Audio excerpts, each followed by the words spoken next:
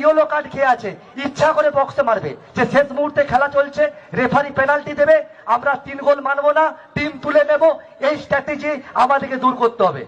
Foreigner যথেষ্ট ভালো player, যথেষ্ট ভালো, কিন্তু গ্রাম বাংলার ফুটবল, আদিবাসী সমাজের ফুটবল, পশ্চিমবঙ্গের ফুটবলকে উন্নত করতে হলে, ভারতবর্ষের ফুটবলকে উন্নত করতে হলে আমাদের দেশি প্লেয়ারদের সুযোগ দিতে হবে। একটা বড় টুর্নামেন্ট হচ্ছে, আমার পাশের গ্রামের একটা ভালো প্লেয়ার, সে রিজার্ভ বেঞ্চে বসে আছে, আর কিছু দূর দূরান্ত থেকে বাইরে থাকা এইসব প্লেয়ার ক্যারিকাচার দেখাচ্ছে, সময়টা নষ্ট করছে, আমরা সেটাকে প্রাধান্য দিচ্ছি। এটা কিন্তু বেশি দিন চলতে পারে না। দেখবেন কোন দেশি প্লেয়ার ফাউল করছে, সে মেনে নিচ্ছে, কিন্তু অন্য জায়গার প্লেয়ার ফাউল করছে, রেফারিকে টেনে ধরছে, আমার আদিবাসী ভাইকে টেনে ধরছে। আর আমাদের গ্রাম বাংলার আদিবাসী ভাই, গ্রাম বাংলার ভাই, আমাদের বাঁকুড়ার ছেলেরা মুড়ি খেয়ে, পান্তা ভাত খেয়ে, মাঠে চাষ করে পর ফুটবল খেলে। তারা যদি কলকাতায় থাকতো,